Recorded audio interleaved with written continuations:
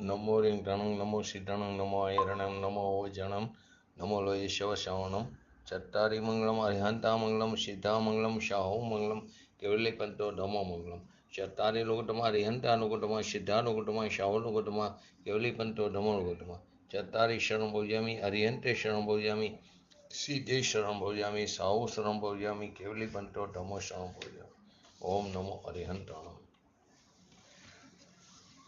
સમયસાર શ્રી સમયસાર ગ્રંથાધિરાજ 169 નંબરનો કરસ આપણે સમજી રહ્યા છીએ. પૂર્વોક્ત આ જ્ઞાનને પામી પુરુષ જે માનતા કોઈ પુરુષ કરતો જીવનને મરણ સુખ દુઃખ કોઈ ન પરને કરું હું ગર્વથી એ કર્મની વાંછા કરે અજ્ઞાની મિથ્યા દ્રષ્ટિ એ નિજ આત્માના ઘાતક કરે. કે આ વિપરીત અધ્યવસાયેલા અજ્ઞાનને કારણે જે પુરુષો એક પુરુષના જીવન મરણ અને સુખ દુઃખને બીજા પુરુષ દ્વારા કરાયેલા માને છે, જાણે છે, પર કર્તૃત્વના ઈચ્છુક આ પુરુષો બધા અહંકારથી ભરેલા છે અને તે આત્મઘાતી છે, તે મિથ્યા દ્રષ્ટિ છે, તે હિંસક છે. એમાં આપણે ગઈકાલે છેલ્લે પરમા ઉદ્યોગ માનવો તે મિથ્યાત્વ ભ્રમ છે. આપણે કહીને કે આપણે જૈન છીએ, વાણિયા છીએ, અમે તો વેપાર ધંધો ઉદ્યોગ કરવો, અમે ઉદ્યોગી માણસ છીએ. તો કે ઉદ્યોગ નથી. ઉદ્યોગ તો પોતાના જ્ઞાનાનંદ સ્વભાવમાં પુરુષાર્થ કરવો, એની અંદર એકાગ્રતા કરવી, એની અંદર રમણતા કરવી, એની અંદર લીનતા કરવી, તે ઉદ્યોગ છે. પરમા ઉદ્યોગ માનો તે મિથ્યાત્વ ભ્રમ છે. અહીંયા કહે છે કે પરને મેં જીવાડ્યો, પરને મેં માર્યો, પરને મેં સુખી કર્યો, દુઃખી કર્યો, મેં આને આટલા લાખ રૂપિયા આપ્યા, એ લોકો સુખી થયા. એ મૂઢ મિથ્યા દ્રષ્ટિ, એ કાર્યનો અહંકાર કરનારો મિથ્યા દ્રષ્ટિ અજ્ઞાની છે. તે કેવો છે? અજ્ઞાની છે, મિથ્યા દ્રષ્ટિ છે. કરે કર્મ સો હિ કર તારા, જો જાને સો જાનન હારા, કરતા સો જાને નહીં કોઈ, જાને સો કરતા નહીં કોઈ. હું પરના કામ કરું છું, હું સુખી કરું છું, દુઃખી કરું છું, જીવાડું છું, એ કરે કર્મ સો હિ કરતારા. એ મૂઢ મિથ્યા દ્રષ્ટિ કર્મનો કરતા માને છે, કાર્યનો. જો જાને સો જાનન હારા, તો કે જ્ઞાની એ જાણે છે કે થાય છે, હું કોઈનો કરતા નથી. એ જાણે છે થાય છે, પરંતુ હું તેનો કરતા નથી. કેમ કે પ્રજ્ઞા પોતાનો ભગવાન આત્મા, પ્રજ્ઞા બ્રહ્મ સ્વરૂપ છે. પ્રજ્ઞા એટલે જ્ઞાન અને બ્રહ્મ એટલે આનંદ. એ પ્રજ્ઞા સ્વરૂપ ભગવાન આત્મા, એનું જેને જ્ઞાન થયું, એ કોઈ પણ કાર્ય, કોઈ પણ પ્રસંગમાં હું જાણનારો છું, હું બિલકુલ તેનો કરતા નથી. અત્યારે જે વાત ચાલી રહી છે પૂજ્ય ગુરુદેવશ્રીના કારથી, તો કે એનાથી એ જુદી વાત છે. કેમ કે અન્ય જૈન મતમાં પણ વ્રત કરો, ઉપવાસ કરો, ભક્તિ કરો, એ બધી રાગની ક્રિયા છે. અહીં કહે છે આવે રાગ જ્ઞાનીને પણ જ્ઞાની તેને જાણનાર દેખનાર રહે છે. એ મારું કાર્ય છે એમ માનતા નથી. પરંતુ વિતરાગ માર્ગ જે સૂક્ષ્મ છે એને સ્થૂળપણે લોકોએ માની લીધો છે, પરંતુ એ જૈન ધર્મ નથી. એ પોતાના આત્માનો ઘાત કરનારા છે, પોતાના આત્માની હિંસા કરનારા છે. શું કહે છે? પરને હું જીવાડી શકું છું, પરને હું સુખી કરી શકું છું, એવી માન્યતા તે આત્માનો ઘાત કરે છે. આત્મા જ્ઞાતા દ્રષ્ટા છે, જાણનાર દેખનાર છે, જ્ઞાન અને આનંદનો નાથ છે. એને પરનો કરતા માને એ આત્માનો ઘાત કરે છે. કે હું જ્ઞાતા દ્રષ્ટા નહીં, હું તો કરનારું એમ માને છે. એ ખરેખર આપઘાત કરે છે. કે હું પરના કાર્ય કરી શકું છું અને રાગાદી જે છે તે મારું કર્તવ્ય છે. દયા, દાન, વ્રત, તપ, ભક્તિ આદિ પરિણામ જે રાગ છે, એ રાગ મારું કર્તવ્ય છે, એ આપઘાત કરે છે. જ્ઞાતા દ્રષ્ટા એવા ભગવાનનો તે ઘાત કરે છે. લોકો કહે ને કે હું તો પરને જીવાડી શકું છું, બૈરા કુટુંબને, સ્ત્રી કુટુંબ પરિવારને નભાવી શકું છું, એને નભાવવા માટે હું નોકરી કરું, ધંધો કરું છું, પૈસા કમાઉં છું, એ ખરેખર આપણો પોતાનો ભ્રમ છે. કેમ કે મારું સ્વરૂપ તો આનંદ અને જ્ઞાન સ્વરૂપ છે. તો પર જે ચીજ છે તે જાણવા લાયક છે, જણાવવા લાયક ચીજ છે, તે જ્ઞેય છે, અને હું તેનો જાણનાર એટલે કે જ્ઞાતા છું. એ જ્ઞેય છે, એ મારું કાર્ય છે એમ નથી. હું જ્ઞાતા છું તો કાર્ય જે થાય છે તે મારા જ્ઞાનનું જ્ઞેય છે, જાણવા લાયક ચીજ છે, કરવા લાયક ચીજ નથી. પરંતુ હું એને કરવા લાયક ચીજ માનું તો હું મારા આત્માનો ઘાત કરું છું, હું આપઘાત કરું છું, પોતાના આત્માનો ઘાત કરું છું. આત્મહન ભવંતી. પરના કામ હું કરી શકું, પરને મદદ કરી શકું, ભૂખાને આહાર પાણી આપી શકું, તરસ્યાને પાણી આપું, રોગીને ઔષધિ આપું, કોઈની પાસે રહેવાનું સ્થાન ન હોય તો જમીન આપું, એ બધા કામ હું કરું છું એવી માન્યતા એ આત્માનો ઘાત કરે છે. આત્મા જ્ઞાતા દ્રષ્ટા છે અને મેં એને આ કામ કરવાનું સોંપ્યું. તો કોના જેવી વાત થઈ? પૂજ્ય ગુરુદેવ શ્રી કે ચક્રવર્તીને મહેલનું વાસિંદુ કાઢવા વાળો બનાવ્યો. 6 ખંડનું રાજ ચલાવનાર ચક્રવર્તીને સફાઈ કામદાર બનાવ્યો.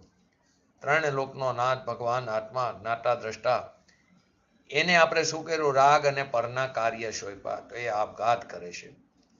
ખરેખર તો આ પર્યાય જે મળી છે, મનુષ્ય પર્યાય, તે જન્મ મરણના ટાળવાનો અવસર મળ્યો છે, ટાણું મળ્યું છે. આવું મનુષ્યપણું મળ્યું, સંજ્ઞીપણું મળ્યું, સ્વ અને પરનો હિત, સ્વ અને પરનો ભેદ કરી શકે એવી વિવેક બુદ્ધિ મળી, સાંભળવા મળ્યું. ભલે અમલમાં નથી મૂકી શક્યા આપણા પુરુષાર્થની નબળાઈને કારણે, પરંતુ કોઈ ભવ્ય જીવ હોય તે આ પર્યાયમાં તે પણ ભેદ જ્ઞાન કરી શકે છે. પૂજ્ય ગુરુદેવશ્રી જેવા જ્ઞાની પુરુષોનો સંયોગ મળ્યો, સમજાવનાર પંડિતો મળ્યા, શાસ્ત્રો સરળ ભાષામાં ઉપલબ્ધ થયા. કેમ કે એ બધી 3 લોકની વાણી, 3 લોકના નાથની વાણી જ છે.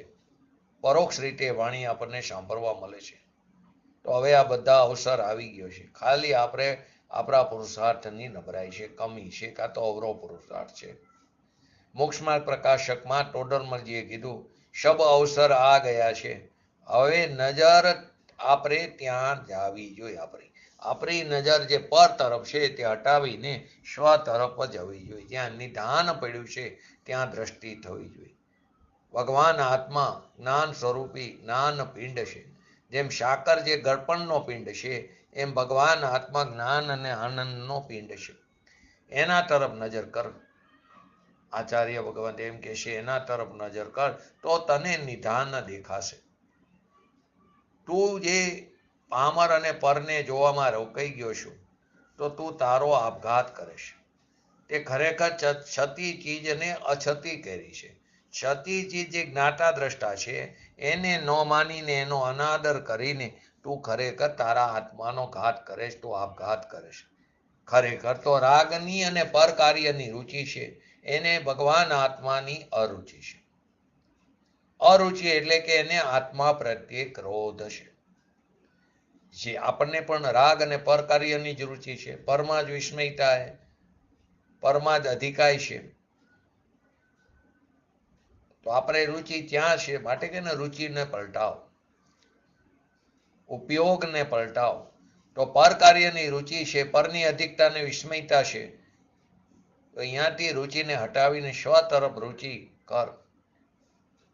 આપણે કરતા નથી એનો તેમ કે આપણને ભગવાન આત્માની અરુચિ એટલે એના પ્રત્યે ક્રોધ છે. જે ભગવાન આત્મા અનંત ગુણનો સાગર છે, એની અરુચિ અને આ પરના કામ કરવાની રુચિ, એ આત્મા પ્રત્યે ક્રોધ છે અને પર પ્રત્યે આપણને પ્રેમ છે. પૂજ્ય ગુરુદેવશ્રી એમના નાના હતા ત્યારે ધંધાના સ્તર ઉપર બેસતા, તો ખરીદી કરવા જાય તો કોઈ વાર નાટક જોવા જતા.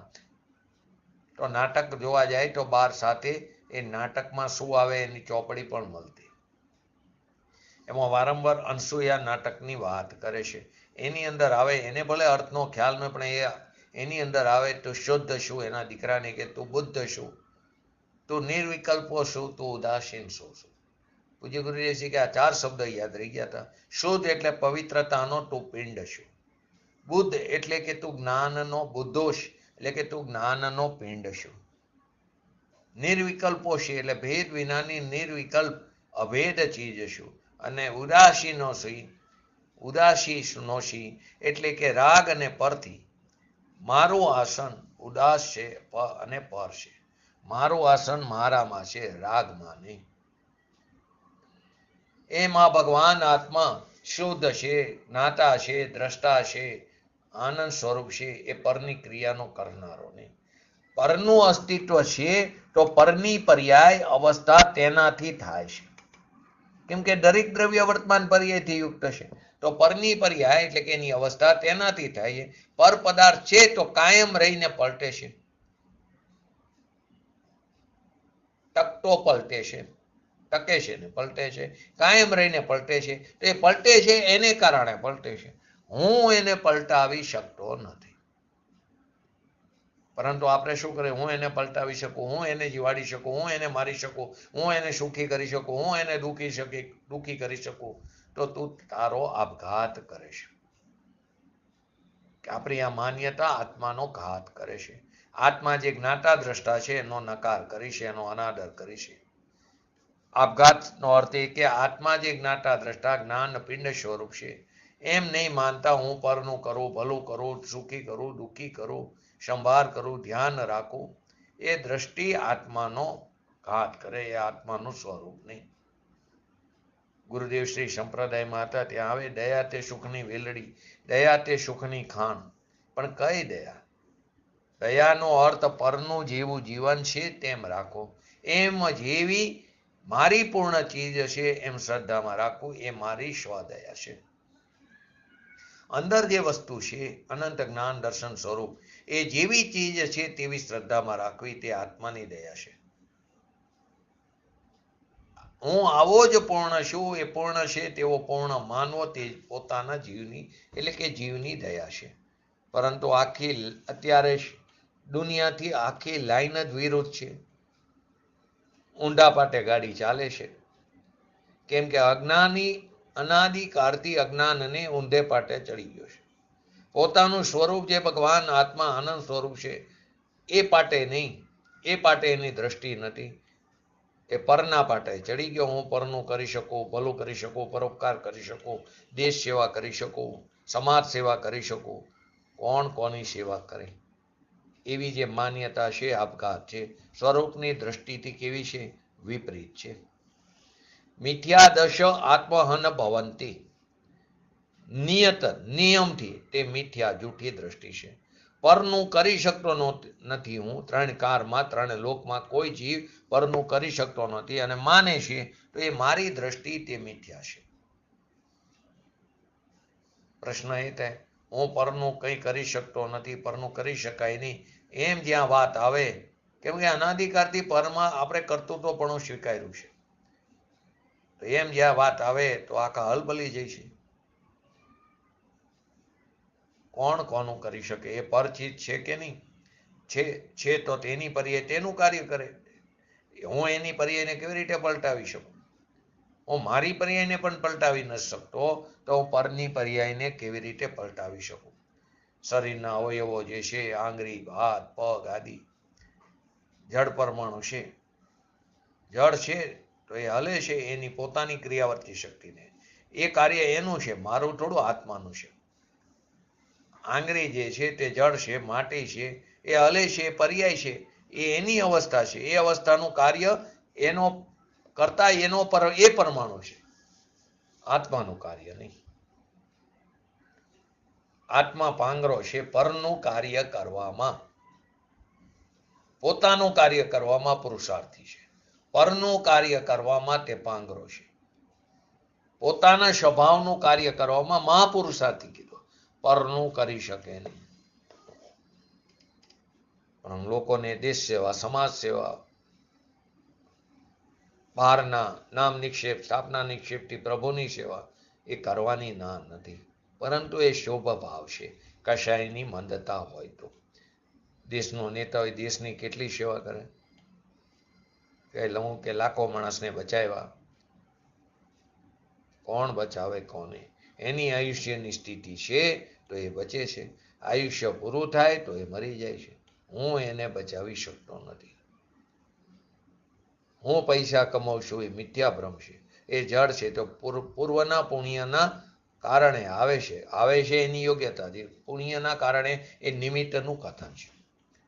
હું કમાઉં છું, મેં રાગ કર્યો તો પૈસા મળ્યા, તો એ ખોટી વાત છે. રાગ નો કર્યો પણ પુરુષાર્થ તો કર્યો ને. એ રાગ એ ખરેખર મમતા કરી છે. રાગ કર્યો એ ઊંધો પુરુષાર્થ છે. ખરેખર પુરુષાર્થ તો પોતાનો ભગવાન આત્મા જે ચેતન સ્વરૂપ છે, એ ચેતન સ્વરૂપ જે ભગવાન આત્મા એની ચેતનામાં સુવે તે પુરુષ, એ પુરુષાર્થી કહેવાય છે. જાણવા દેખવામાં રહે, જ્ઞાતા દ્રષ્ટામાં રહે તે પુરુષ કહેવાય. તેની ચેતના જાણનાર દેખનારમાં રહે, એમાંથી નીકળીને રાગમાં પુરુષાર્થ કરવો, ઊંધો પુરુષાર્થ, એ તો નપુંસક કીધું શાસ્ત્રમાં, એને હિજડો કીધો. પુરુષ ચેતના જે જાણનાર દેખનાર તેમાં સુવે, એટલે કે એમાં રહે તે આત્મા. રાગ કરે ને રાગમાં જાય એ ચેતના નહીં, કેમ કે નપુંસકનું કાર્ય છે અને એને ધર્મની પ્રજા ન હોય. સુભાવને નપુંસક કીધું. 12માં આવે છે ને સદાચાર કરો, તો સદાચાર કોને કહેવો? સદાચાર એટલે ભગવાન આત્મા જ્ઞાનાનંદ સ્વભાવી, એમાં એકાગ્ર થવું, તે સદાચાર છે. દયા, દાન, વ્રત, તપ, ભક્તિના ભાવ, એને અસદાચાર કીધું. એટલે જ કીધું ને, લૌકિકથી આખી લાઈન જુદી છે. પોતાના સ્વભાવમાં એકાગ્ર થવું એ સદાચાર છે. દયા, દાન, વ્રત, તપ, ભક્તિ, શુભ ભાવ, એ તો અસદાચાર છે. અહીંયા કે છે પોતાનું સ્વરૂપ તો જાણનાર દેખનાર, આનંદ જ્ઞાન સ્વરૂપ ત્રિકારી શુદ્ધાત્મા, એને છોડીને પરનો કરતા માનવો એ શુદ્ધાત્માનો ઘાત કરે છે. ઘાતનો અર્થ પર્યાયમાં ઘાત થાય છે. વસ્તુ તો જે છે તે વસ્તુ છે, વસ્તુનો ઘાત થતો નથી. ત્રિકારી આનંદનો નાથ તો ત્રિકારી નિરાવરણ છે, પણ પરનું હું કરવું એવી માન્યતા પર્યાયમાં પોતાના સ્વરૂપનો ઘાત કરે. પર્યાયમાં અવસ્થામાં ઘાત થાય છે. વસ્તુ તો નિરાવરણ શુદ્ધ ચિદાનંદ સ્વરૂપ છે. જેવો પરને જીવાડવાનો, મારવાનો, સુખ દુઃખ કરવાનો અભિપ્રાય, આશય, માન્યતા કરે છે, તે મિથ્યા દ્રષ્ટિ છે. તેઓ પોતાના સ્વરૂપથી ચ્યુત થયા ટકા, પોતાના સ્વરૂપથી ભ્રષ્ટ થયા ટકા, રાગી, દ્વેષી, મોહી થઈને પોતાથી જ પોતાનો ઘાત કરે છે. તેથી હિંસક છે. પોતાથી જ પોતાનો ઘાત કરે, તેથી જ હિંસક છે. કેમ પોતાથી પોતાનો ઘાત કરે છે? કે પરમાં કરતા પણ માન્યું, એને હું સુખી કરું, દુઃખી કરું, મારી શકું, જીવાડી શકું. તે પોતાના સ્વરૂપથી ચ્યુત થયા ટકા, મોહી, રાગી, દ્વેષી થઈને પોતાથી જ પોતાનો ઘાત કરે, તેથી હિંસક છે. એટલે કે પરને જીવાડું એ ભાવને હિંસક કીધો. આપણે હમણાં જ વાત, આત્મા પરમાં તો કઈ ફેરફાર ન કરી શકે, એ વાત તો બરાબર, પણ પોતાની પર્યાયમાં ફેરફાર કરવામાં પણ એનો કાબુ નહીં. તો પૂજ્ય ગુરુદેવ શ્રી પરમાગમ સારનો આ બોલ છે 263 નંબરનો, એમાં કહે છે કે જ્યાં દ્રવ્યએ નક્કી કર્યું, જ્યાં દ્રવ્યને નક્કી કર્યું, જ્યાં દ્રવ્યનો નિર્ણય થયો, ત્યાં વર્તમાન પર્યાય પોતે દ્રવ્યમાં વરી ગઈ. વરી જ ગઈ એટલે કે ધરી ગઈ, એટલે કે એનું અવલંબન લીધું. પછી તારે કોને ફેરવવું છે? મારી પર્યાય દ્રવ્યમાં અંતર્મુખ થઈ ગઈ. તો હવે એ પર્યાય ક્રમે ક્રમે કેવી થશે? નિર્મળ થયા કરશે. શાંતિ ક્રમે ક્રમે શુદ્ધિની વૃદ્ધિ થતી જશે, શાંતિ વધતી જશે. જ્યારે પર્યાય પોતે જ દ્રવ્યમાં અંતર્મગ્ન થઈ ગઈ, ત્યાં તેને ફેરવવાનું ક્યાં રહ્યું? તે પર્યાય પોતે દ્રવ્યના કાબુમાં આવી જ ગઈ છે. પર્યાય આવે ક્યાંથી? દ્રવ્યમાંથી. માટે જ્યાં આખા દ્રવ્યને કાબુમાં લઈ લીધું, કાબુમાં એટલે કે શ્રદ્ધામાં સ્વીકારી લીધું, જ્ઞાનમાં સ્વીકારી લીધું, તો પર્યાયો કાબુમાં જ આવી ગઈ. એટલે કે દ્રવ્યના આશ્રય પર્યાયો પણ સમ્યક નિર્મળ થવા માંડી. જ્યાં સ્વભાવ નક્કી કર્યો, ત્યાં જ મિથ્યા જ્ઞાન ટરીને સમ્યક જ્ઞાન થયું. મિથ્યા શ્રદ્ધા પલટીને સમ્યક દર્શન થયું. એ પ્રમાણે નિર્મળ પર્યાય થવા માંડી. એ જ વસ્તુનો ધર્મ છે. વસ્તુનો સ્વભાવ ફેરો નથી, પણ પર્યાયો વસ્તુનો સ્વભાવ ફેરો નથી ને પર્યાયોના ક્રમની ધારા તૂટી નથી. આવા દ્રવ્ય સ્વભાવનો સ્વીકાર કરતા કરતા પર્યાયની નિર્મળ ધારા શરૂ થઈ ગઈ અને જ્ઞાનાંદીનો અનંતો પુરુષાર્થ એમાં ભેગો આવી ગયો. સ્વ કે પર કોઈ દ્રવ્યને, કોઈ ગુણને, કોઈ પર્યાયને ફેરવાની બુદ્ધિ જ્યાં ન રહી ત્યાં જ્ઞાનમાં જ ઠરી ગયું. એટલે કે એટલો વિતરાગી જ્ઞાતા ભાવ જ રહી ગયો. એને અલ્પકાળમાં જ મુક્તિ થાય છે. જ્ઞાનમાં જ્ઞાતા દ્રષ્ટાપણું રહેવું તે જ સ્વરૂપ છે. એ જ બધાનો સાર છે. અંતરની આ વાત જેને ખ્યાલમાં ન આવે એને ક્યાંક પરમાં કે પર્યાયમાં ફેરફાર કરવાનું મન થાય, કરી શકતો નથી, એ જુદી વસ્તુ છે. જ્ઞાતા સ્વભાવને ચૂકીને, જ્ઞાતા ભાવને ચૂકીને ક્યાંય પરમાં ફેરફાર કરવાની બુદ્ધિ તે મિથ્યા બુદ્ધિ છે ને આપણે એ જ કરી રહ્યા છીએ અનાદિકાળથી. હવે આજે આપણે 257 અને 258 નંબરનો ગાથા આજેની આપણે શરૂઆત કરી. હવે જે વાત અત્યારે આપણે સમજી રહ્યા એ જ વાતને હવેની ગાથાઓમાં સ્પષ્ટ કરે છે. તો પહેલા એનું હરિગીત જોઈ લઈએ, 257 અને 258. મરતો અને જે દુખી થતો સૌ કર્મના ઉદય બને, તેથી હણ્યો મેં દુખી કર્યો તુજ મત સુને મિથ્યા કરે. વળી નવ મરે નવ દુખી બને, તે કર્મના ઉદય કરે. મેં નવ હણ્યો નવ દુખી કર્યો તુજ મત સુને મિથ્યા કરે. તુમ મત શો નહીં મિથ્યા કરે. જે મરે છે અને જે દુઃખી થાય છે તે બધું કર્મોદયથી થાય છે. તેથી મેં માર્યો, મેં દુઃખી કર્યો એવો તારો અભિપ્રાય શું વાસ્તવમાં મિથ્યા નથી? 258 કહે છે કે જે મરતો નથી અને દુઃખી થતો નથી તો પણ ખરેખર કર્મોદય અનુસાર જ થાય છે.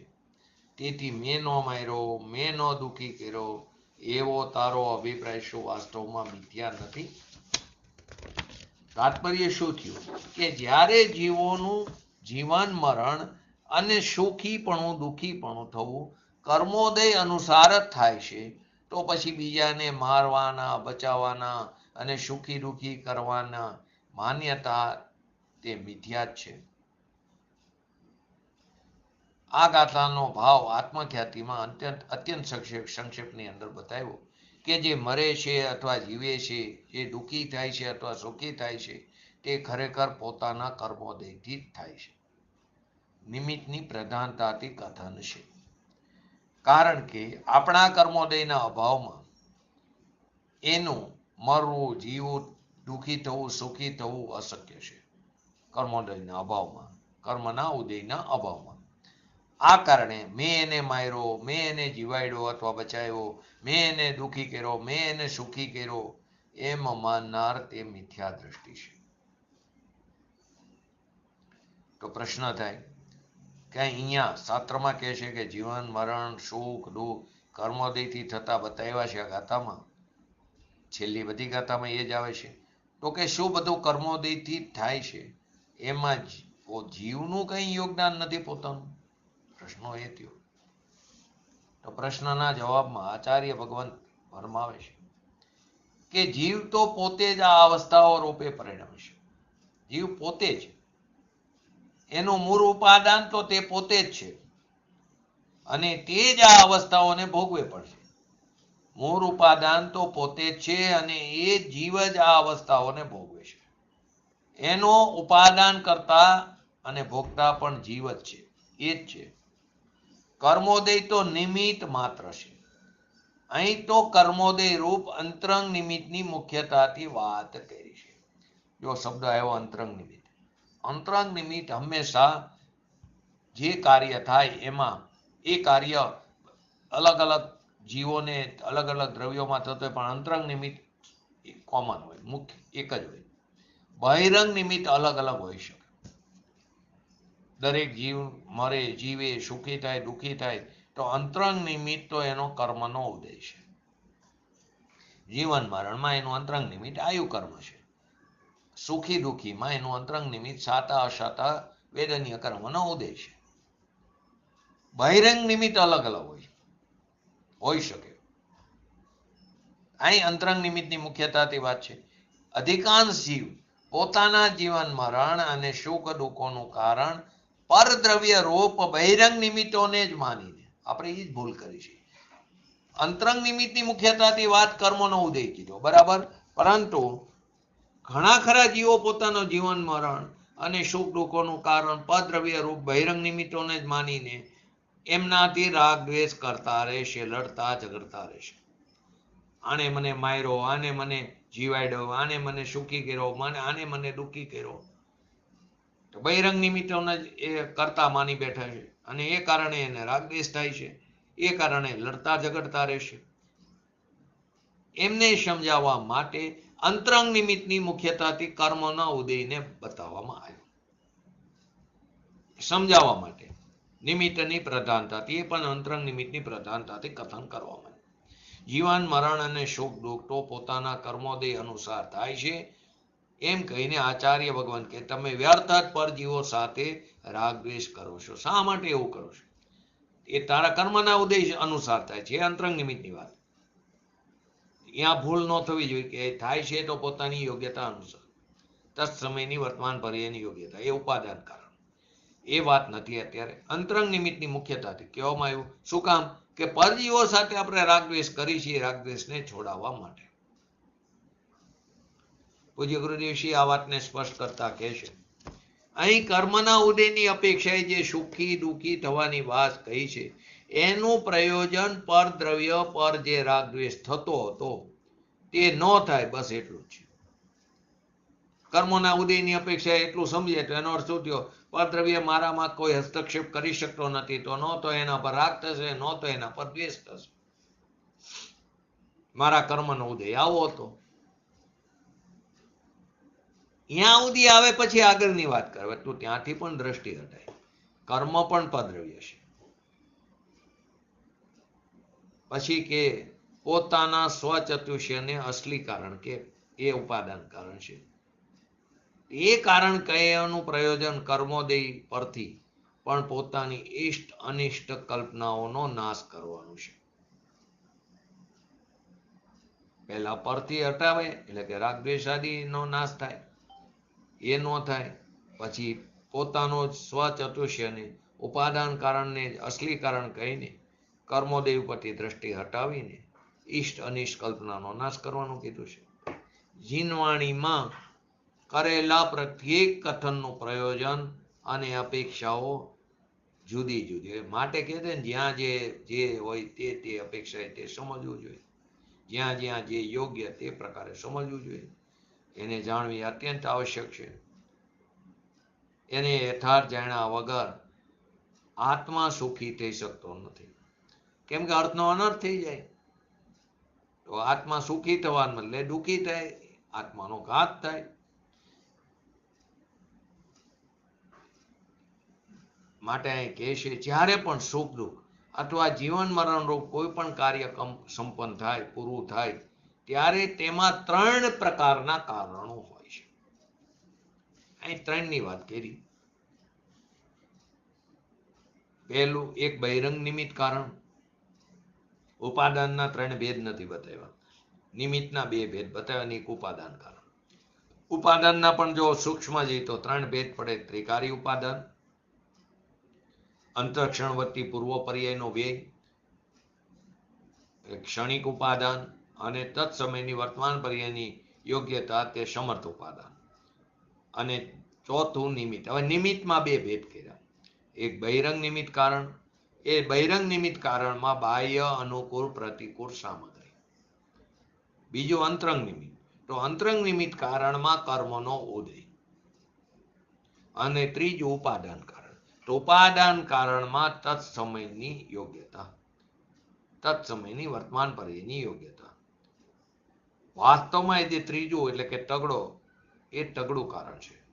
એ ત્રીજું કારણ તે જ તત્સમયની યોગ્યતારૂપ ઉપાદાન કારણ એ જ ખરેખર સમર્થ કારણ છે. એ જ વાસ્તવિક કારણ છે. આયુ કર્મના ઉદય અને ક્ષયથી જીવન મરણ અને શાતા અશાતા કર્મના ઉદયથી સુખ દુઃખ થાય છે એમ કેવું એ તો નિમિત્તનું જ્ઞાન કરાવવું વ્યવહારનું કથન છે. વાસ્તવમાં તો તત્સમયની વર્તમાન પર્યાયની યોગ્યતા છે, એની જન્મક્ષણ છે. બહારના સંયોગોમાં પ્રત્યેક અનુકૂળ પ્રતિકૂળ રચકણ પોતપોતાના સ્વચતુષ્યની યોગ્યતાથી આવે છે. જે સમયે જે રચકણોની આવવાની યોગ્યતા હોય છે તે જ આવે છે. જે સમયે જે રચકણોની આવવાની યોગ્યતા હોય છે તે જ આવે છે.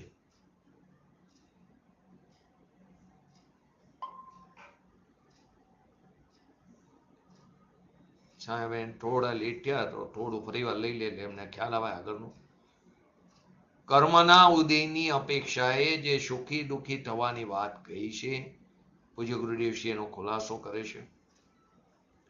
એનું પ્રયોજન પરદ્રવ્ય પર જે રાગ દ્વેષ થતો હતો, પરે મને બચાવ્યો તો આપણે એના પ્રત્યે રાગ થાય, પરે મને સુખી કર્યો એને કારણે હું સુખી થયો તો એના પ્રત્યે રાગ થાય.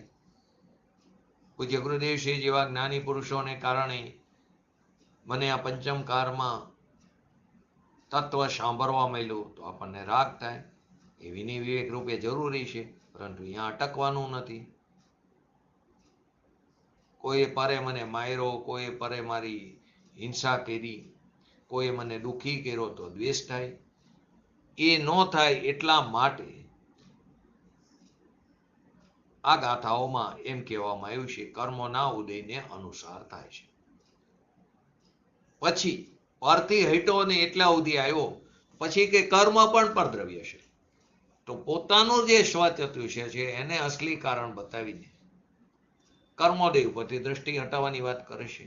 અને એના ઉપરથી દ્રષ્ટિ હટાવે તો ઇષ્ટ અનિષ્ટ કલ્પનાઓનો નાશ થાય છે.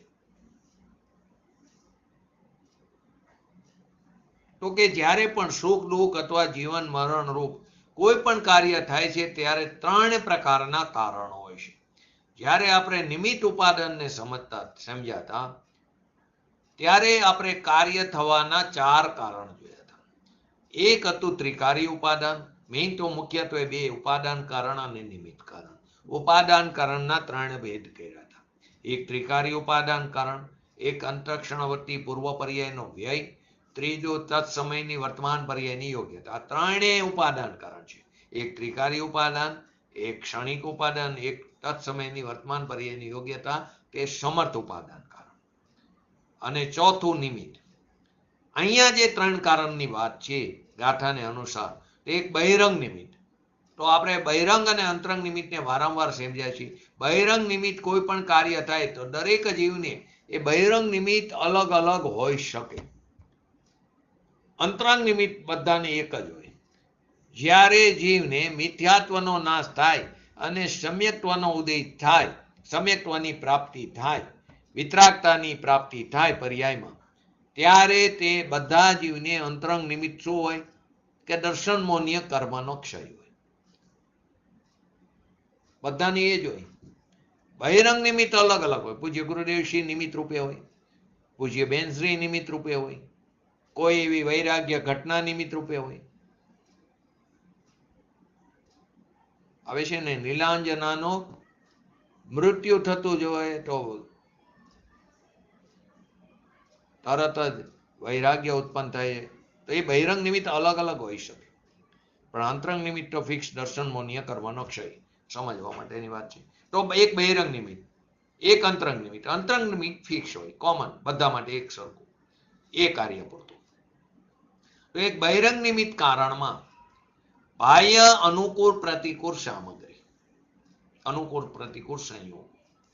બીજા અંતરંગ નિમિત્ત કારણમાં કર્મનો ઉદય. બધામાં કર્મનો ઉદય હોય. અહીં આયુ કર્મ, અહીં જીવન મરણમાં આયુ કર્મનો ક્ષય, જીવનમાં આયુ કર્મનું અસ્તિત્વ અને મરણમાં આયુ કર્મનો અભાવ, ક્ષય. સુખી દુઃખીમાં શાતાવેદ્યનીય કર્મનો ઉદયથી સુખી, અશાતાવેદ્યનીય કર્મના ઉદયથી દુઃખી. તો એ અંતરંગ નિમિત્ત કારણમાં કર્મનો ઉદય, અને ત્રીજો ઉપાદાન કારણમાં તત્સમયની યોગ્યતા. માટે ત્રીજું કારણ તે ખરેખર ઉપાદાન યોગ્યતા રૂપ ઉપાદાન કારણ છે, તત્સમયની વર્તમાન પર્યાયની યોગ્યતા. એ જ વાસ્તવિક કારણ છે. બાકી આયુ કર્મના ઉદય અને ક્ષયથી જીવન મરણ અને શાતા અશાતા કર્મના ઉદયથી સુખ દુઃખ થાય એ કેવું નિમિત્તનું જ્ઞાન કરાવવાનું વ્યવહારનું કથન છે. પછી આગળ લીધું આપણે બહારના સંયોગોમાં પ્રત્યેક અનુકૂળ પ્રતિકૂળ રજકણ પોતપોતાના સ્વચતુષ્યની યોગ્યતાથી આવે છે. જે સમયે જે રજકણોની આવવાની યોગ્યતા હોય તે જ આવે છે, બીજા નહીં આવે. કેમ કે એની પણ એ તત્સમયની વર્તમાન પર્યાયની યોગ્યતા છે. એ પણ એક દ્રવ્ય છે, એની વર્તમાન પર્યાય તત્સમયની વર્તમાન પર્યાયની યોગ્યતા છે. તે જે આવવાના હોય એ જ આવે છે. અને તે સમયે શાતા અશાતાનું નિમિત્તપણું પણ સહજ રૂપે પોતાની મેરે થાય છે. જેમ કે શાતા અશાતાના એ કર્મ છે, એ પણ એક પદ્રવ્ય છે, તો એની પણ તત્સમયની વર્તમાન પર્યાયની યોગ્ય ત્રણ વસ્તુ બની. એક આવ્યું પરમાણુ કે જે રજકણો આવવાના તે જ આવે, એની પણ તત્સમયની વર્તમાન પર્યાયની યોગ્યતા. તે જ સમયે શાતા અશાતા વેદનીય કર્મનો ઉદય અથવા આયુ કર્મનો ક્ષય અથવા તો એનું અસ્તિત્વ, એની તત્સમય વર્તમાન પર્યાયની યોગ્યતા. અને ત્રીજું જીવ દ્રવ્ય, એની તત્સમયની વર્તમાન પર્યાયની યોગ્યતા. ઓલાને અનુકૂળ પ્રતિકૂળ સામગ્રી મળવી એ શાતા અશાતા વેદનીય કર્મના ઉદયને કારણે. અહીંયા સુખ દુઃખની કલ્પના એ જીવની હે માન્યતા મિથ્યા. તો શાતા અશાત્વાનું એનું નિમિત્ત પણ સહજ રૂપે પોતાની મેરે થાય છે. ખરેખર ન તો કર્મરૂપ નિમિત્તને કારણે સંયોગ આવે, ખરેખર વાસ્તવમાં ન તો કર્મરૂપ નિમિત્તને કારણે સંયોગો આવે છે, ન તો આયુ કર્મને કારણે કોઈ જીવ મરે છે. એ તો નિમિત્તની પ્રધાનતાથી આયુ કર્મનું વાત છે, પરંતુ એને કારણે નથી મરતો. એ પર્યાયની એટલી જ સમય શરીર સાથે એક ક્ષેત્ર વગા સંબંધે જોડાવાની યોગ્યતા છે. આયુ કર્મનો ક્ષય થયો માટે એનું મરણ થયું, એ નિમિત્તની પ્રધાનતાથી કથા છે. કેમ કે કોઈ પદ્રવ્ય મને માર્યો નથી, અહીંયા એ માટે એના ઉપર દ્વેષ ન થાય એટલા માટે ત્યાંથી દ્રષ્ટિ હટાવવા માટે એમ કીધું તારો આયુ કર્મનો ક્ષય હતો. પછી કે આયુ કર્મને કારણે પણ નહીં, પણ પોતાની એ સમયે એટલી જ યોગ્યતા એ પર્યાયની માટે કીધું ન તો આયુ કર્મના કારણે કોઈ જીવ મરે છે. કહેવત પ્રસિદ્ધ છે ને, દાણા દાણા ઉપર ખાનારનું નામ, દાને દાને પર ખાને વાલે કા નામ. જો ઘણી વાર બને છે, આપણે કોઈ ઘરે વસ્તુ બનાવી હોય તો એ જ સમયે કોઈ મહેમાન અચાનક આવી જાય, કોઈ ગેસ્ટ આવી જાય, કોઈ સંબંધી આવી જાય, તો વસ્તુ લિમિટેડ હોય તો એના નસીબમાં એને મળે. તાત્પર્ય શું થયું કે જે રજકણ જ્યારે જે સંયોગોમાં આવનાર હોય છે તે નિશ્ચિત રૂપે એ સમયે તેમના સંયોગમાં આવે જ છે. નિશ્ચિત રૂપે એ પોતાના સમયે એનો જે તત્સમયની વર્તમાન પર્યાયની યોગ્યતા છે ત્યારે તેમના સંયોગોમાં આવે જ છે. તમે ઘણી વાર એવી વિચારો કે આજે આ વસ્તુ મળી જાય જમવામાં કે બહારથી નાસ્તો આવી જાય તો કોક આવે તો લઈને આવે એ વસ્તુ. આપણે એવું બને છે ઘટનાઓ, પરંતુ તે એ સંયોગો આવવાના જ છે એના સ્વકારે. કોઈના ઉપર કૃપા કરીને અથવા ક્રોધ કરીને અનુકૂળ સંયોગો આપી નથી શકતું કે છીનવી નથી શકતું. કે હાલો મને એના ઉપર કૃપા તો એને અનુકૂળ સંયોગો આપો. કોઈને એના ઉપર ક્રોધ છે, દ્વેષ છે, તો એના અનુકૂળ સંયોગોને છીનવી લો. ખરેખર તેમ થતું નથી. એ સંયોગો આવવા જવા એ એની પર્યાયની એવી યોગ્યતા છે. જે આહાર ઔષધિ આદિના પરમાણુ જે કાળમાં જે વિધિથી આવનાર હોય છે તેઓ તે કાળમાં પોતપોતાની તત્સમયની યોગ્યતાથી જ સંયોગમાં આવે છે. પોતપોતાની અને એમાં જીવનું સાતા કર્મ નિમિત્ત હોય છે. કોઈ કોઈને સુખ દુઃખ અથવા સંયોગી વસ્તુ આપી શકતું નથી. 3 કાળમાં અજ્ઞાની પણ આપી શકતો નથી. અહીં એ જ વાતને ગાથામાં આચાર્ય દેવ કહે છે કે જીવોને એમના કર્મોદયના અભાવમાં, એના કર્મના ઉદયના અભાવમાં કોઈ સુખી દુઃખી કરી શકતું નથી. જો ફરી કહું છું, આ નિમિત્તની પ્રધાનતાથી કથન છે. કેમ કે પરથી રાગદ્વેષ હટાવવા માટે. જીવોને એમના કર્મોદયના અભાવમાં કોઈ સુખી દુઃખી કરી શકતું નથી. એમને જીવન મરણ આપી શકતું નથી. જીનાગમ અનુસાર જીવોથી એકબીજાનું કામ કરવું શક્ય જ નથી. કયો સિદ્ધાંત લાગશે? બોલો. જીનાગમ અનુસાર જીવોથી એકબીજાનું કામ કરવું શક્ય જ નથી. કયો સિદ્ધાંત લાગશે? एक द्रव्य दूसरे द्रव्य का रक्षण नहीं कर सकता। वो तो बराबर. बोलो छायाबेन, जयंतीભાઈ, કયો અભાવ લાગશે? ચાલો. अनन्य अभाव। નહીં, અમિતાબેન, અત્યંત અભાવ. अत्यंत अभाव। એક દ્રવ્યનો બીજા દ્રવ્યમાં અભાવ તે અત્યંત અભાવ. એક પૂતગલ પરમાણુની પર્યાયનો બીજા પૂતગલ પરમાણુની પર્યાયમાં અભાવ તે અનન્ય ભાવ. એવી રીતે પરાગ ભાવ ને પ્રજ્વંસ ભાવ, ભૂત અને ભવિષ્યની અપેક્ષા છે. તો અહીંયા એક બીજાનું કામ કરવું શક્ય નથી. એક દ્રવ્યનો બીજા દ્રવ્યમાં અભાવ તો કેવી રીતે શક્ય બને? તેથી અહીં કહી રહ્યા છે કે મેં આને માર્યો અથવા મેં આને જીવતો રાખ્યો, મરવા ન દીધો, આને મેં સુખી કર્યો, આને દુઃખી કર્યો, એમ માનનાર મિથ્યા દ્રષ્ટિ છે, મૂઢ છે, અજ્ઞાની છે. ને આગલા કરશમાં જેમ વાત આવી તે મુજબ આવું માનનાર તે પોતાના આત્માનો ઘાત કરે છે, આપઘાત કરે છે, એને હિંસક કીધો. જીવોનું જીવન મરણ, સુખ દુઃખ પોતપોતાના કર્મોના ઉદયથી જ થાય છે. એવી વસ્તુ વ્યવસ્થા હોવા છતાં પણ જેઓ એમ માને છે કે મેં આને હથિયારથી મારી નાખ્યો, હું આને ઝેર આપીને મારી શકું, એ બધા મિથ્યા દ્રષ્ટિ છે. કારણ કે આયુ કર્મના ઉદય વગર કોઈનું જીવન ટકી ન શકતું. આયુ કર્મનો ક્ષય થતા કોઈ કોઈના જીવનને વધુ સમય રાખી પણ શકતું નથી. આયુ કર્મનો ક્ષય થાય પછી ગમે એટલા મૃત્યુંજયના જાપ જપો ને, મૃત્યુંજયના જાપ જપે છે ને, કોઈ કોઈના જીવનને વધુ સમય સુધી રાખી પણ શકતું નથી. આ જ પ્રમાણે સુખી દુઃખી વાત, સુખ દુઃખની વાત પણ સમજવી. અનુકૂળ પ્રતિકૂળ સંયોગોમાં ત્યાં સાતા અસાતાના, અહીં આયુ કર્મની વાત છે.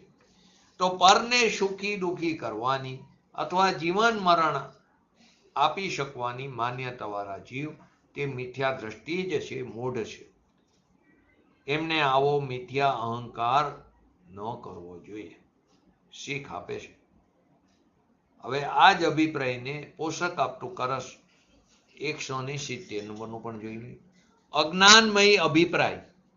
અજ્ઞાનમય અભિપ્રાય આ જે હોય મિથ્યા દ્રષ્ટિને, તે હોય વિપરીત રૂપ, તેથી બંધનું કારણ બને. એટલે મિથ્યા દ્રષ્ટિને જે આ અજ્ઞાન રૂપ અધ્યવસાય દેખાય છે, તે અધ્યવસાય જ વિપરીત ભાવરૂપ હોવાથી મિથ્યા દ્રષ્ટિને બંધનું કારણ છે. આમાં આગળ આપણે પુણ્યપાપ અધિકારની 147 નંબરની ગાથા, એની 153 નંબરની ગાથા, એનો પણ આધાર લઈને આગળ વાત સમજી શકાય. એ આપણે કાલે સમજશું. 147 નંબરની ખાસ મુખ્યત્વે તો મિથ્યા દ્રષ્ટિને જે અજ્ઞાનરૂપ અધ્યવસાય દેખાય છે, તે અધ્યવસાય જ વિપરીત ભાવરૂપ હોવાથી મિથ્યા દ્રષ્ટિને બંધનું કારણ છે. પંડિત બનારસી દાસજી આ કૃષ્ણ ભાવાનુવાદમાં કીધું, મેં કરતા મેં કિનો કૈસે, અબ યો કરો કહો જો એસી, એ વિપરીત ભાવ હે જામે, સો બરતે મિથ્યાત્વ દશામે. હું બધા કાર્યોને કરું છું, મેં આ કાર્ય કેવું કર્યું છે? તાત્પર્ય એમ થયું કે આ કાર્ય બીજું કોઈ કરી શકે નહીં. ઘણાને હોય ને, આ તો હું હતો એટલે થયું, બાકી આ કાર્ય કોઈનામ તાકાત નથી આવું કાર્ય થાય. હવે હું આ પ્રમાણે કરીશ અથવા જે બીજો હોય કે હા બરાબર, તમારી વાત તો બરાબર, તમે તમારા પ્રમાણે તમે કીધું એમ કાર્ય બહુ સરસ થયું, હવે તમે જેમ કહેશો એમ કરીશ.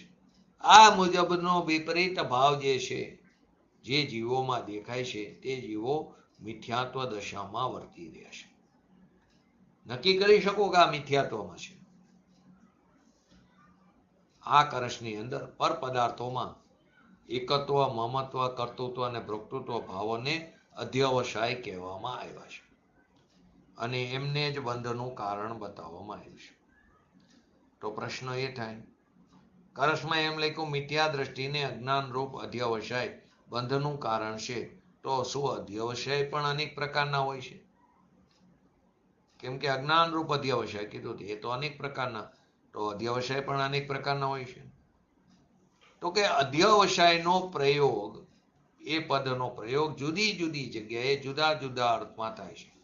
પૂજ્ય ગુરુદેવશ્રીએ સ્પષ્ટીકરણ જોઈએ તો કે જે પરિણામ મિથ્યા અભિપ્રાય સહિત હોય, જે પરિણામ મિથ્યા અભિપ્રાય સહિત હોય, સ્વપરના એકત્વના અભિપ્રાય વાળા હોય, અથવા તો વૈભાવિક હોય. શું કીધું? જે પરિણામ મિથ્યા અભિપ્રાય સહિત હોય, સ્વપરના એકત્વના અભિપ્રાય વાળા હોય અથવા વૈભાવિક હોય, એ પરિણામો માટે અહીં અધ્યવસાય શબ્દનો પ્રયોગ કરવામાં આવ્યો છે. અહીં તેમ અધ્યવસાય શબ્દનો એક બીજો અર્થ ભાવ પણ થાય છે, શુભ ભાવ પણ થાય છે. અહીં આ પ્રમાણે અધ્યવસાય શબ્દ બે અર્થમાં વપરાય છે, મિથ્યા અભિપ્રાય અને બીજો ભાવ. અહીં મિથ્યા અભિપ્રાયના અર્થમાં એ શબ્દનો પ્રયોગ થયો છે. પ્રવચન સારની પણ 255 નંબરની ગાથામાં કથન આવે છે કે રાગો પસથ બુધો, કે તીર્થંકર, ચક્રવર્તી, બરદેવ આદિ પ્રશસ્ત પદ સમ્યક દ્રષ્ટિને પ્રશસ્ત રાગ રૂપ શુભ ઉપયોગથી મળે છે.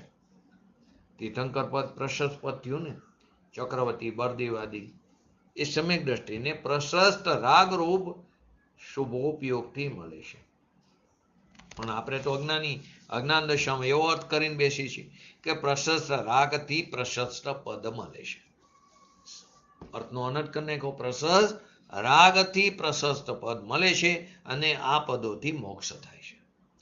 એ નથી ખ્યાલ આવતો એમના સ્વભાવના આશ્રય, એમના સ્વભાવ તરફના અથાગ પુરુષાર્થથી, એકાગ્રતાના અથાગ પુરુષાર્થથી એમને મોક્ષ પદની પ્રાપ્તિ થાય છે. આપણે તો એમ માની પુણ્ય ફલા હરિયંતા, પુણ્યના ફળમાં હરિયંત, પુણ્યના ફળમાં નથી મળતું, સ્વભાવના આશ્રય મળે. પુણ્યના ફળમાં એટલે કે એમને બહારના આ પ્રત્યાહાર્ય આદિ એ પ્રકારના સામગ્રીઓ મળે છે. તો પ્રશસ્ત રાગથી પ્રશસ્ત પદ મળે છે, એ પદોથી મોક્ષ થાય છે. તેથી પ્રશસ્ત રાગ બંધનું કારણ નથી, આવો અર્થ કરે અજ્ઞાની. પરંતુ એ વાતને ન ભૂલવી જોઈએ કે પ્રશસ્ત રાગ પણ છે તો બંધનનું જ કારણ, પણ સમ્યક દ્રષ્ટિના પ્રસંગમાં એ કથન ગૌણ છે, એ વાત જુદી છે. તથા કોઈ એમ પણ કે સમય સારના પુણ્ય પાપ અધિકારમાં 147 નંબરની ગાથામાં શુભાશુભ કર્મની સાથે રાગ અને સંસર્ગનો નિષેધ કરવામાં આવ્યો છે. આપણે એને કાલે સમજશું. રાગ અને કર્મની સાથે, શુભાશુભ કર્મની સાથે રાગ અને સંસર્ગનો નિષેધ કરવામાં આવ્યો છે. તેમને કહે છે કે ત્યાં તે કથન જળ કર્મની અપેક્ષાથી છે. શુભાશુભ ભાવોની સાથે રાગ અને સંસર્ગ થવાનો નિષેધ કર્યો નથી. ત્યાં શુભાશુભ કર્મ એટલે શુભ કર્મ અને અશુભ કર્મ એની સાથે વાત છે. સમયસાર ગાથાની 153 નંબરની ટીકામાં આચાર્ય અમૃતચંદ્ર દેવે વ્રત, નિયમ, શીલ, તપ બધાને કર્મ કીધા. પ્રશસ્ત રાગને હેતુ, સ્વભાવ, અનુભવ અને આશય, આ 4 ભેદોનો નિષેધ કરીને શુભાશુભ કર્મ એક જ છે એમ સિદ્ધ કર્યું. તો આ પ્રમાણે શુભાશુભ પરિણામ પણ કર્મ કહેવાના અને એના બંધનને પણ કર્મ જ કહેવામાં આવ્યું. માટે કે જ્યાં જે કથન હોય ત્યાંને તે અપેક્ષાએ સમજવું જરૂરી છે. શાસ્ત્રના અભિપ્રાય સાથે ખરેખર આપણે આપણી દ્રષ્ટિને મેળવીએ. પોતાની દ્રષ્ટિથી શાસ્ત્રનો જો અર્થ કરવા બેસશું તો ઊંધો અર્થ નીકળશે, તો જીનવાણી સાથે મોટી વિપરીતતા છે, અન્યાય થશે. જીનવાણીમાં અધ્યવસાયનો અર્થ અત્યંત સ્પષ્ટ રૂપે કરવામાં આવ્યો છે કે જે પરિણામ સ્વપરના એકત્વના અભિપ્રાય સહિત હોય અથવા વૈભાવિક હોય એ પરિણામને અધ્યવસાય શબ્દથી અભિહિત કરવામાં આવ્યો છે. આ પ્રમાણે મુખ્ય રૂપે તો સ્વપરની એકત્વ બુદ્ધિ સહિત અજ્ઞાનમય પરિણામને મિથ્યા અભિપ્રાયને જ અધ્યવસાય કહેવામાં આવ્યો છે. પરંતુ ક્યાંય એકલા સ્વપરની એકત્વ બુદ્ધિ રહિત પરિણામને પણ અધ્યવસાય કહેવામાં આવ્યો છે, અને ક્યાંય નિર્મળ શુદ્ધ પરિણામના અર્થમાં પણ અધ્યવસાય શબ્દ પ્રયોગમાં રહેવામાં આવ્યો. ક્યાંક એકલા સ્વપરની એકત્વ બુદ્ધિ રહિત પરિણામને પણ અધ્યવસાય કહેવામાં આવ્યો. ક્યાંક નિર્મળ શુદ્ધ પરિણામના અર્થમાં પણ અધ્યવસાય શબ્દ પ્રયોગમાં લીધો હોય. તેથી અપેક્ષાને ધ્યાનમાં રાખીને અર્થ કરવો જોઈએ. અહીં તો અત્યારે અજ્ઞાનમય અધ્યવસાયની વાત છે. અજ્ઞાનરૂપ અધ્યવસાય જોવામાં આવે છે કે તે અધ્યવસાય વિપર્યય સ્વરૂપ હોવાથી, વિપરીત માન્યતા સ્વરૂપ હોવાથી, મિથ્યા દ્રષ્ટિ માટે તે બંધનનું કારણ છે. પૂજ્ય ગુરુદેવશ્રીના વાતથી એકદમ સ્પષ્ટ થઈ જાય છે કે અધ્યવસાય શબ્દનો પ્રયોગ અનેક અર્થોમાં થાય છે. તેથી એનો અર્થ જે ગાથામાં જે અપેક્ષાએ કીધું હોય તે અનુસાર જ કરવો જોઈએ. બાકી અન્યથા સાચો ભાવ ખ્યાલમાં નહીં આવે. આપણે આવતીકાલે સમયસર 147 નંબરની ગાથા લેશું, તો એની અંદર ગાથાનું ખાલી હરિગીત જોઈ લે, એના ઉપરથી ખ્યાલ આવી જશે. 147 ત્રણ જોડકું હતું, 146, 147 અને 148. તો કે જેમ લોકનું તેમ કનકનું જંજીર જકડે પુરુષની, એવી રીતે શુભ ને અશુભ કૃત કર્મ બાંધે જીવને. તેથી કરો નહીં રાગ કે સંસર્ગ એ કુશીલો તણો, છે કુશીલના સંસર્ગ રાગે નાશ સ્વાધીનતા તણો.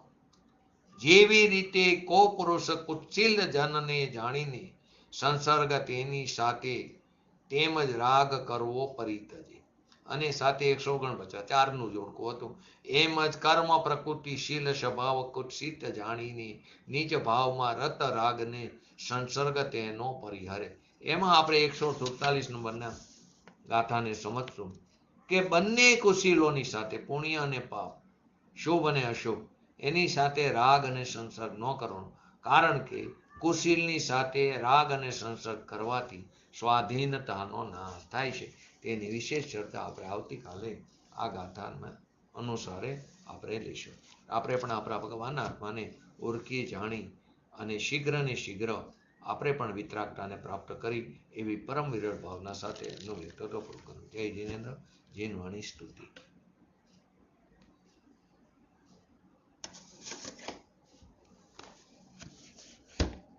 જીનવાણી સ્તુતિ બોલો.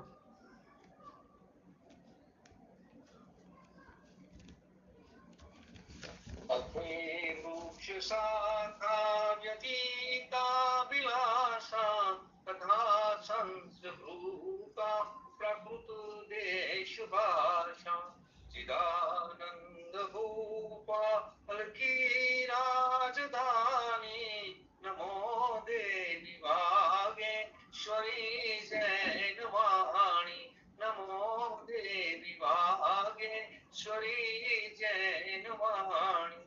નમો રિંગટાણમ નમો સિદ્ધાણમ નમો હરણમ નમો વજણમ નમો લેશવસાણમ ચત્તારી મંગલમ અરિહંતા મંગલમ સિદ્ધા મંગલમ શાહો મંગલમ કેવલી પંતો ધમો મંગલમ ચત્તારી લોગોટમાં અરિહંતા લોગોટમાં સિદ્ધા લોગોટમાં શાહો લોગોટમાં કેવલી પંતો ધમો લોગોટમાં ચત્તારી ક્ષણ ભોજામી અરિહંતે ક્ષણ ભોજામી સિદ્ધે ક્ષણ ભોજામી શાહો ક્ષણ ભોજામી કેવલી પંતો ધમો ક્ષણ ભોજામી.